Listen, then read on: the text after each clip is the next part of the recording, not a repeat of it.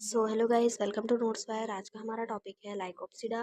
Synopsis में introduction, definition, general characters of Lycopsida, stems, leaves, root system, vascular tissue, reproduction, sporangia and types of spores, life cycle, importance of Lycopsida, conclusion and reference. तो ये रहेगा synopsis. Start करते हैं introduction से। Lycopsida pteridophytes का एक important class है।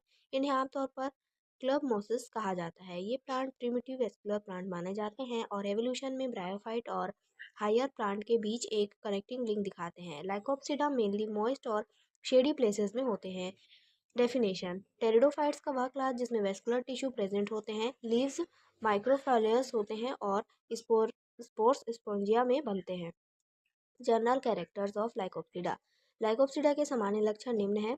Plant body: Lycopsida का प्लांट बॉडी अच्छी तरह से विकसित होता है। इनमें रूट, स्टेम और लीव्स स्पष्ट रूप से पाए जाते हैं। इस कारण ये वेस्कुलर प्लांट माने जाते हैं। हैबिट: अधिकतर लाइकोप्सिडा पौधे हर्बिक्यूअस होते हैं। कुछ एक्सटिंक्ट फॉर्म्स बहुत बड़े और ट्री लाइक थे।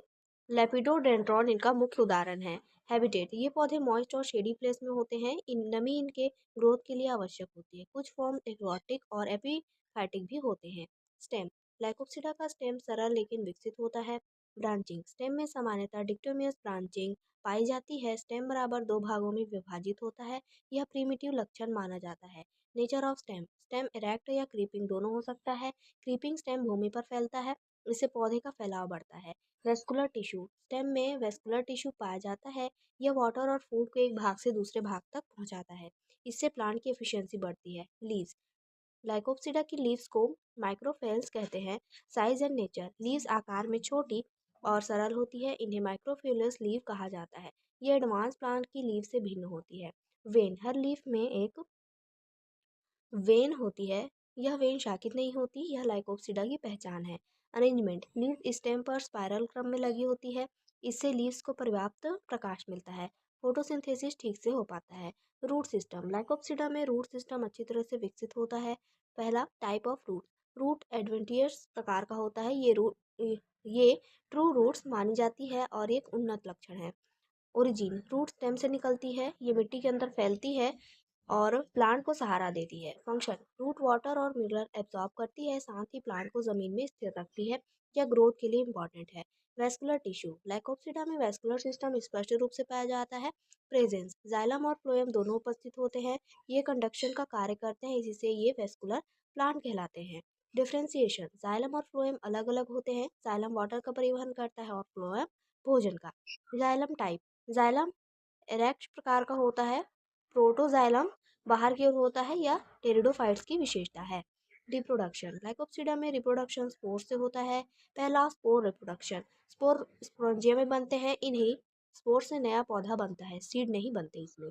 वेजिटेटिव रिप्रोडक्शन: फ्रेगमेंटेशन द्वारा भी रिप्रोडक्शन होता है। पौधे का भाग अलग होकर नया पौधा बनाता है। यह तेजी से फैलने में हेल्प करता है। स्पोरेंजिया: स्पोरेंजिया लाइकोप्सिडा में लीव्स के अपर सरफेस पर होते हैं। जिन लीव्स पर स्पोरेंजिया उपस्थित होते हैं उन्हें स्पोरोफिल्स कहा जाता है। ये स्पोरोफिल्स एक दूसरे के साथ मिलकर स्टोबिलस या कोन जैसी संरचना बनाते हैं। टाइप्स ऑफ स्पोर: लाइकोप्सिडा में स्पोर के प्रकार के आधार पर दो स्थितियां पाई जाती हैं।